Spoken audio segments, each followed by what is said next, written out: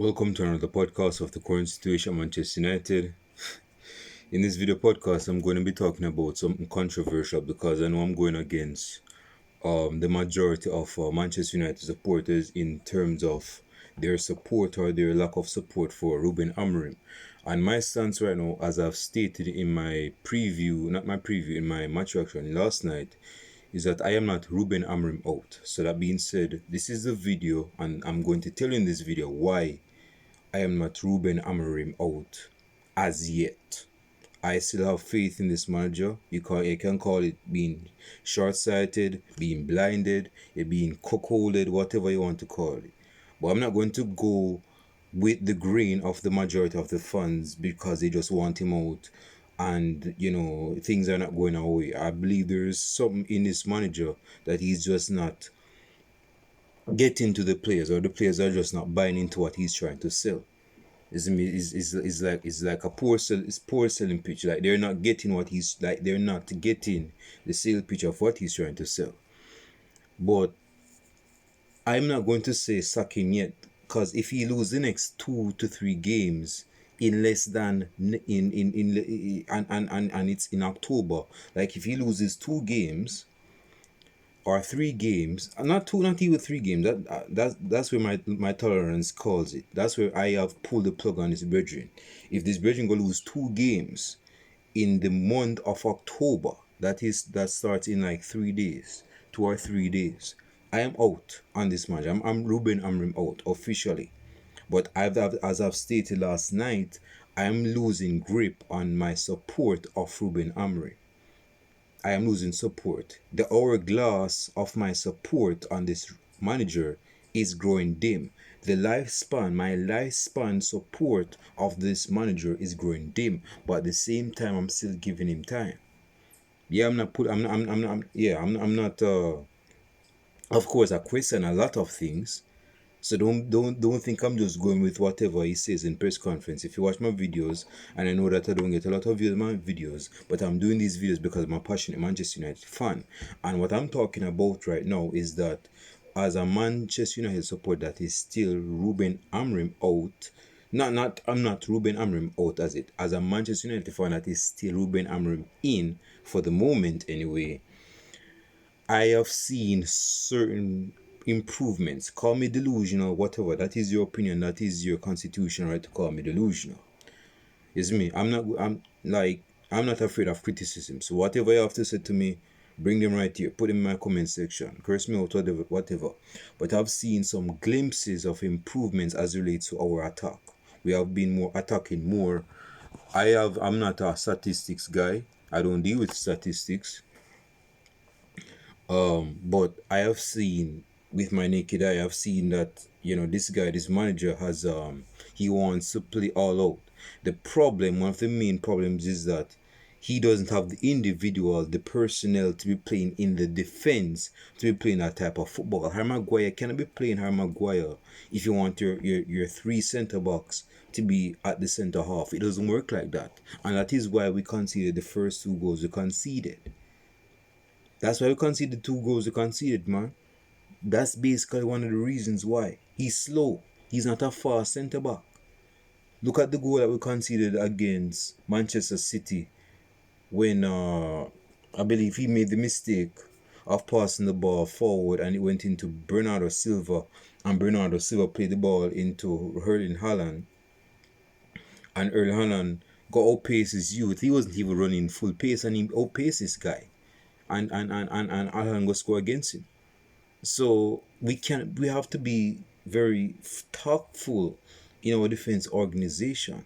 But going back to the topic at hand, where I'm still Ruben Amorim in for the moment, and I'm not Ruben Amorim out, at least not as yet, is because, like I said, I've seen some improvements in the attack. That's not the only reason, but I believe that if he improves, if he stops being stubborn-headed and takes Bruno Fernandes out at the number 8 position, because Bruno Fernandes is catching hellfire right now. And what I'm saying in defense of Bruno Fernandes, I'm not saying that I'm not enabling his poor performances. But I'm saying one of the reasons why he's having these poor performances is because he's playing as a number eight. He doesn't pick himself as a number eight. The manager picks him as a number eight. So in retrospect, it's not his fault he's playing that way. Yes, it's on him ultimately because that's his behavior and he's exhibiting that behavior. But at the same time, he does not pick himself. He plays by certain instructions by the manager, whether it's crappy instructions, but it's instructions either way. And you have to listen to the manager or you go get sent or you go get substituted off. So that's one of the reasons why he's playing crap. He's not playing well, but alongside with him not playing well is because he's playing as a number eight, and that's not due to him. He doesn't pick himself.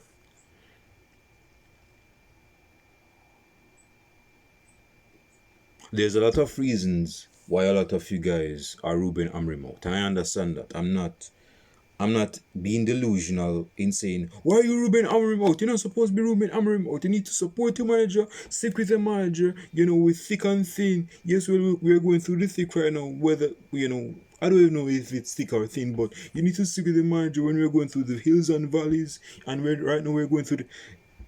I understand why you guys are Ruben Amorim out. You guys are not being reactive. Hell, some of you guys just turned Ruben Amorim out after this result yesterday. So I'm not being delusional in saying you guys are not supposed to be. If you guys are Ruben Amorim out, I understand completely. Maybe I have a bit of more of a tolerance than you guys. Is me, because back in my day, I would have pulled the plug on this guy ever since we lost against probably draw against Fulham. Oh, we won against Fulham or draw. Yeah, I would have been Ruben Amorim out if it was in my younger days.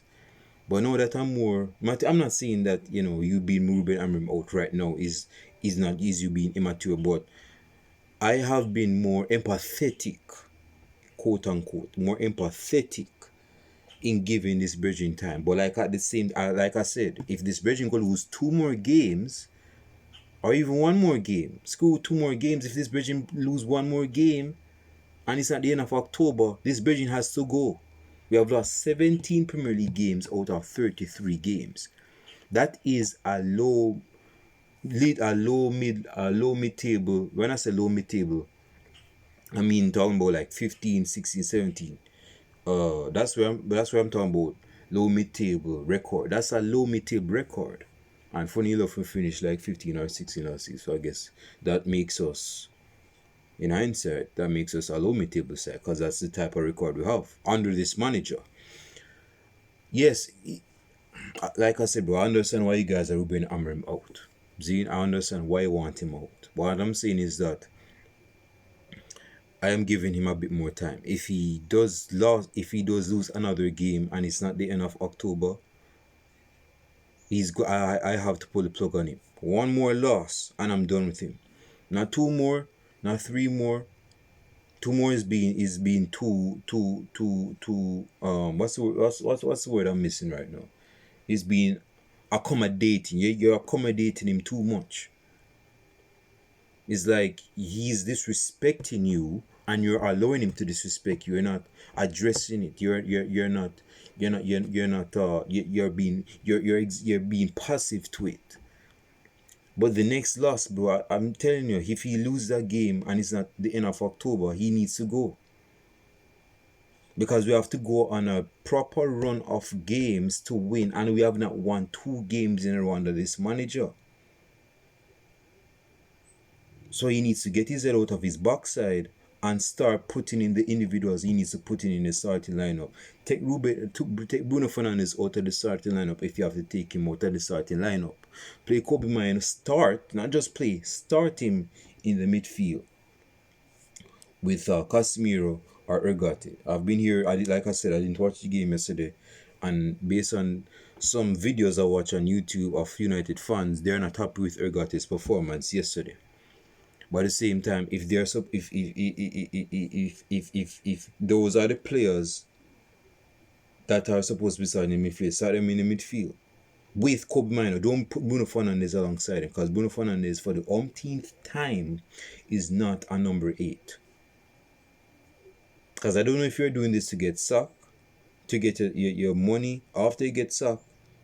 But that's a bad way to do it, bro. That's a bad way to do it. You're a manager. You're a manager. You're supposed to show why you're a manager.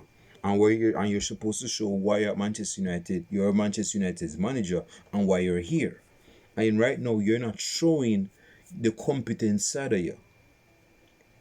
Because I just found out that West Ham sacked Potter last night and they hired Nuno. So in retrospect, you don't need a full season for nothing. If you're not doing what you're supposed to be doing as a manager, you're losing games left and right.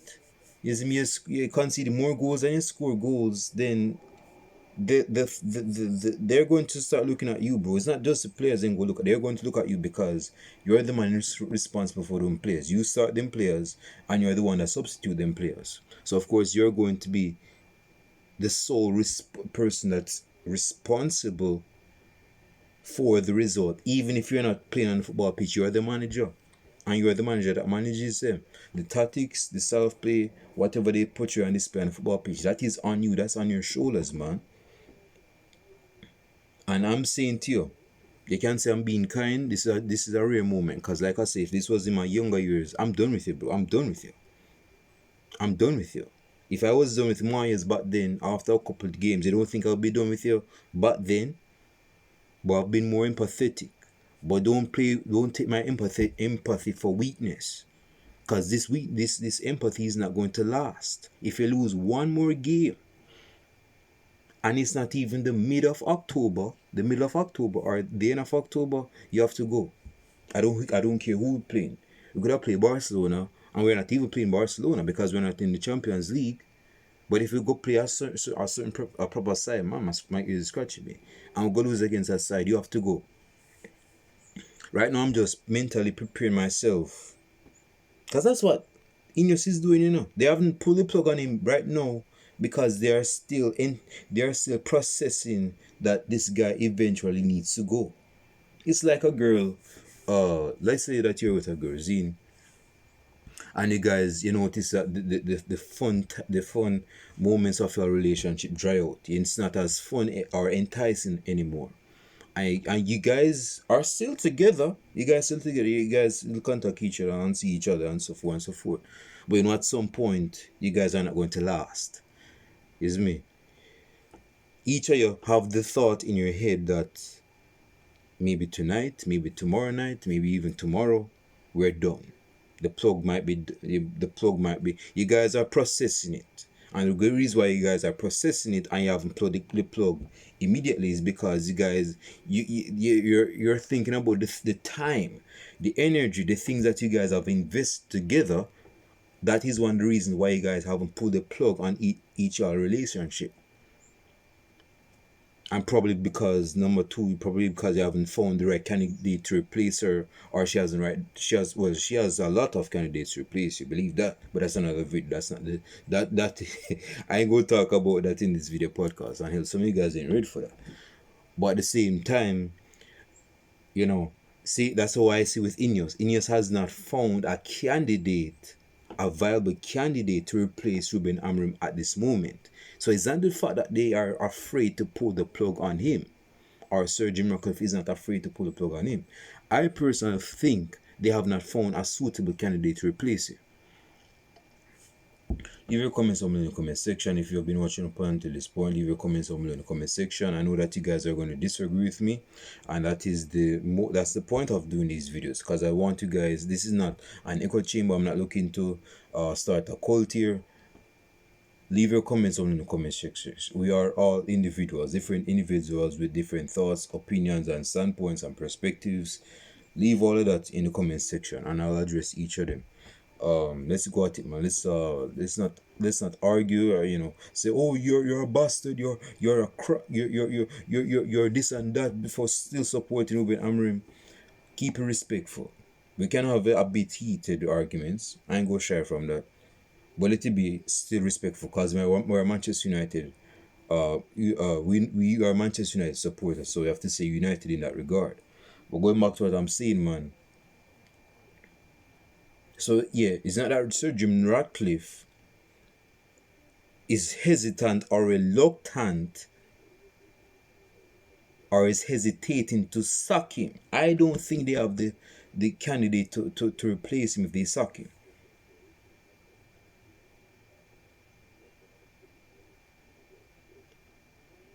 Because if they do, they will be sacking this guy in due time. Give it time and you'll see for yourself. It's me. But going back to, like I said, I'm not Ruben Amorim out as yet. I'm gonna say it again for you guys to get it. If this brethren, man, lose one more game, they get game, and it's not even the middle of October, or it's not the end of October, this guy has to go. One more loss. Jesus is a merciful Savior. See, you know how much time Jesus forgive me. You know how much time I've messed up, and Jesus still loves me. It's me. Sometimes some of us take that for weakness, and God is not weak in no regard. But because of God's love for us, He still gives us another chance. It's me. But at some point, that plug is going to be pulled on you. That's not good. He's going to come, and he's going to say, "Yo, I've given you enough chances to save yourself, to redeem yourself, to become a better person. And what you do? You slap me in my face and you sell me out and you betray me. And for that, I'm sending you to hell. I showed you all of this love and this forgiveness." It seems like I'm preaching. Hell, it's Sunday, so maybe I'm preaching a bit. So I hope you guys are enjoying what I'm saying and portraying to you right now. Say amen. Say to the neighbor right now. I hope that you're getting what the Minister United is saying to you right now. But that's how it is, though. That's how I see it with Ruben Amorim. I'm giving you time to redeem yourself. But don't take my giving you time as weakness, because I'll kick it to the curb like that. But what I'm saying is that I'm giving you enough time because I see what you're trying to do. But one of the things that one of the reasons why I'm losing my grip on you, man, in terms of my support for you as Manchester United's manager, is because you're hell-bent on keeping Bruno Fernandes in midfield. You're hell-bent on sticking with this 3-4-3 formation. You're hell-bent in not working on the defense organization. You're hell-bent on not starting Kobe in the midfield. You're hell-bent in starting certain individuals that should not be starting. You're hell-bent, man. You need to sort that out. You're a young manager. You should not be stubborn-headed thinking you're a Jose Mourinho. You're not a Jose Mourinho, even close. Jose Mourinho was a better manager than you at the age that you are right now. And just because you're kin to you're from the same country, that don't mean nothing. That don't mean say you go become the next Jose Mourinho. You're not even better than Nuno, and this Virgin just got sacked. He just got sacked from Nottingham Forest, and Nottingham Forest did well last season. You're not even better than that, brethren, and you're kin to the same country. So it don't matter which country you come from, bro. Even if you're from the same country, your competence speaks for itself, and you're not being competent right now. Say amen, man. If you're not changing the way you're supposed to change as a manager, yes, it may seem as weakness. It may seem as weakness to adapt, to change, to say, you know what, I got it wrong. Let me try this and that. Let me try A, B, and C, and stop doing D, E, and F. Understand that? But at the same time, man, you just have to eat a humble pie and go to the chalkboard and try again. And the thing is that you don't have enough time to be doing all of that. Like I said, you're not going to be staying here for a long time if you stay with the way how you're being right now as a Manchester United's manager. Your lifespan at Manchester United is short. Your execution date is clear, it's close. We just don't know what date it is. It could be less than a month or even less than 3 weeks. In my opinion, it's less than a month. And funnily enough, everything I got sacked sometimes in October last year. So you may get the same date of sacking as him, or even earlier as him. Yeah. Like I said, bro, you're not at the age where you're supposed to be stuck in your own ways. You're not Ancelotti. Ancelotti changed up his football over. He adopted his football. Sir Alex Ferguson adopted his football. So if other elite managers that are way better than you in them sleep are adopting in football, what makes you stubborn-headed? What on your credentials or CV has shown why you're stuck in the ways that you are right now? You're not changing your football.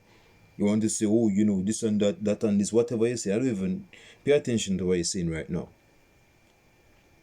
But you're not supposed to be in that mindset. Your football has not, your type of football is not known outside of football. Or, I mean, your type of football is not known in football like that. Like how Pep Guardiola's football is known. Like how Jose Mourinho's football is known. Like how Sir Alex football was known.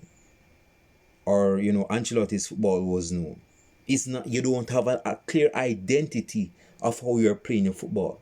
You're still going through trial and error, and whatever, and you're not even close to Conte, and Conte is working magic at Napoli, winning the Serie A last season, making Scott McTominay the MVP for Serie A. Who'd have thought that would have happened? And his bridging was on the Ballon d'Or list. It's me. So I am giving you enough time, bro. Maybe I'm being merciful. I have a Christian background. Maybe I'm being merciful.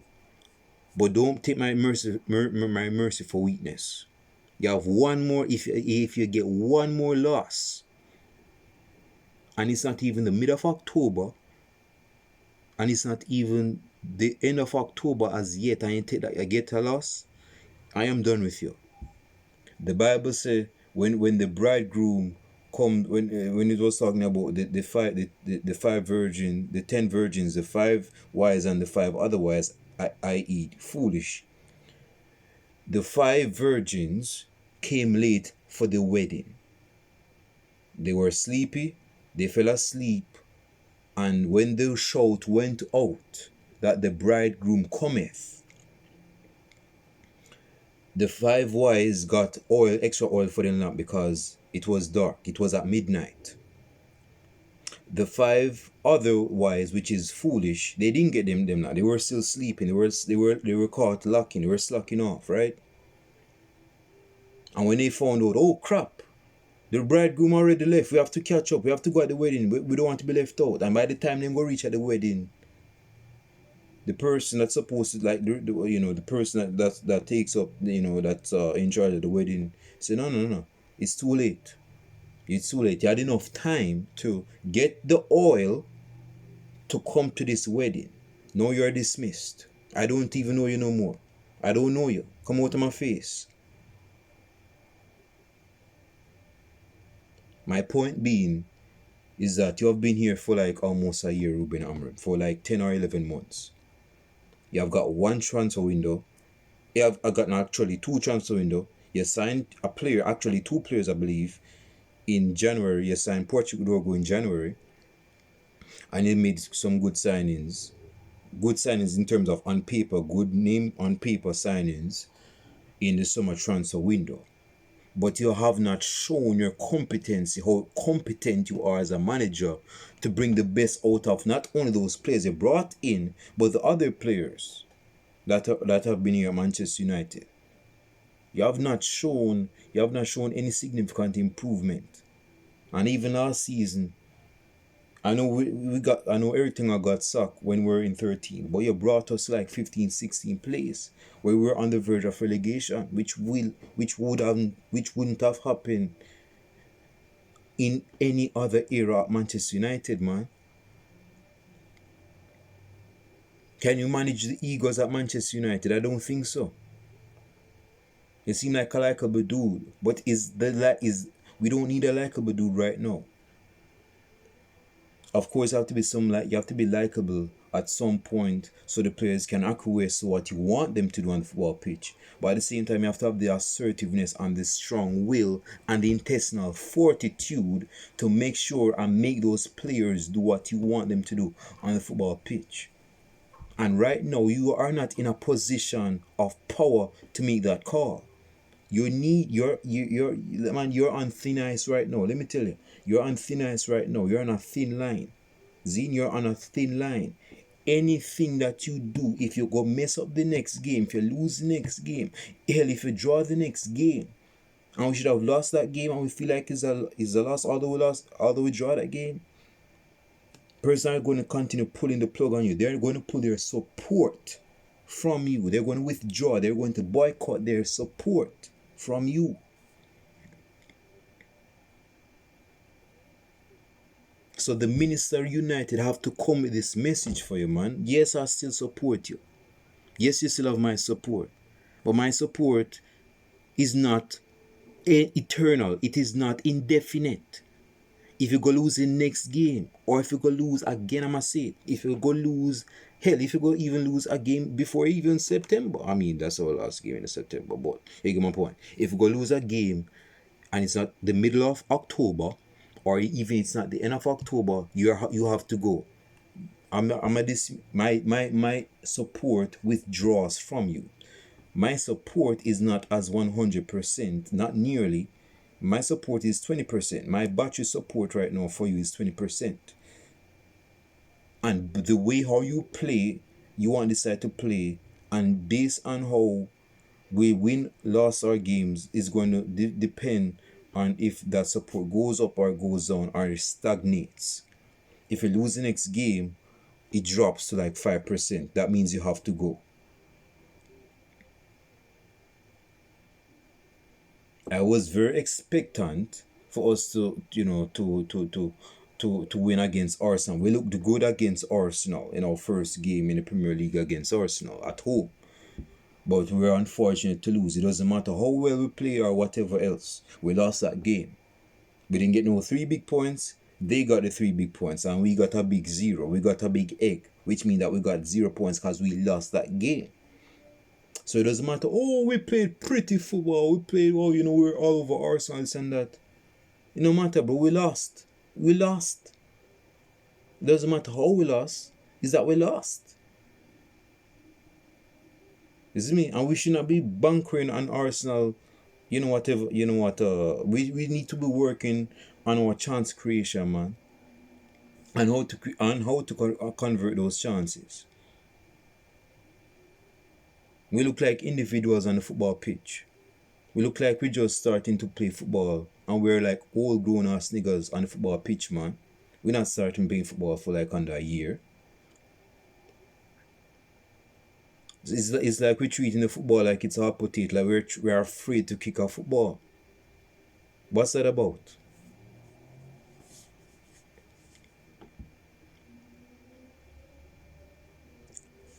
My support. I put my hand across my left chest over my heart and say this: I still support you, but if you lose the next game, you're gone. My support withdraws from you. My support boycotts from you. You no longer have my support. You have no, well, I know, hey, I know you go on social media and you see people saying Ruben Amorim out. You use social media like anybody else. You're a human. You use social media. I don't care what you say. There's a lot of Man United fans that want. They have a bounty on your head. They want you out. They want you to leave the premises and the property of Manchester United. You know that. I am looking at them and I don't fault them. I don't fault them for wanting you out. I don't. Because like I say, if this was a younger me, I would have wanted you a long time. But I've become more empathetic, more tolerant in not wanting to sack managers. Hell, I wanted Mourinho to stay. But it came to the point where the dressing was so toxic and so tensional Him falling out with Pogba, that was the last straw. You can't fall out with your best player. That won't go well for you. They signed Sanchez, and Sanchez in pulling up trees. You mess up Martial by bringing in Sanchez. Make Martial go miss out and World Cup and win the World Cup. I won't forget that, by the way. It's me. And you're falling out with players, you're taking dig up players in the press conference. You can't be doing that. You're asking to be sacked, and that's why he got sacked, among other reasons. Ole Gunnar Solskjaer, he had to go. We lost to Watford 4-0 away from home. He was losing it. I heard that he cried when he got sacked, but it had to happen. Business is business, yo. That's what had to happen. Everything hug. Him coming with this, we're going to play proper football and this and that, and we lost our first 2 games when this Bridgen was in charge, and one of them was against Brentford, like all us against Brentford yesterday. So history repeats itself. History don't lie, you know. You may not be a big fan of history, but history don't lie, bro. Check out the history. We have lost to Brentford 3 times in 3 seasons since 2022. Away from home. So, in wrapping up, man, my thing is this, man. Hey, man, I'm not sick in the head. I'm just more of a quote unquote nice guy. But like I said, if I was young, I would have cut the plug on you long time. See. But if you lose the next game, yes, I'm saying it again for you guys, for you get to penetrate in your Portuguese skull, that if you go lose the next game, I'm done with you. I'm done with you. There's a lot of fans videos on my YouTube feed right now that I'm looking at, and a lot of them in their thumbnail on their videos is Amorim out. I don't even watch most of those videos, but I know that they want you out. They are just recommended videos. I don't watch them regularly. They just recommend them because I watch other United videos. So they recommend those videos because I watch that type of videos.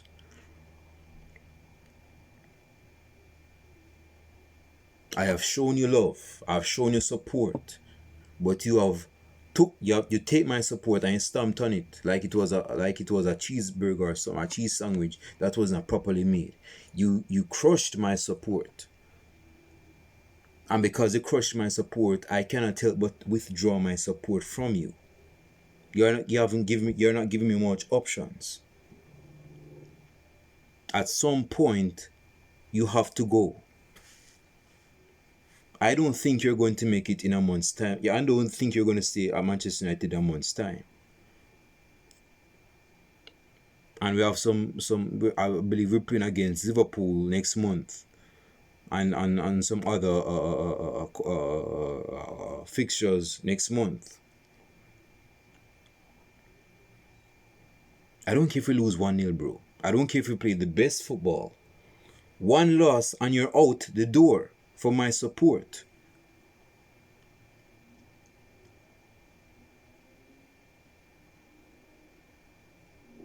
I'm done. I hope you guys are enjoying the start of your new week. I'll show it to you guys in the next video podcast, which will most likely be our next game. Our next game is against Sunderland. Sunderland came up to the Premier League and they have more points than us. I think they have 11 points and we have like 12 points or 11 points. And that is, we have those points ever since back April. I saw that post, whether it's on Twitter, Thread, or on Facebook. I can't remember. But said that we got them points ever since April, and Sunderland have like 11 points or 12 points, and they just came back to Premier League in August. What the hell is that about? What the hell is that about? I'm out.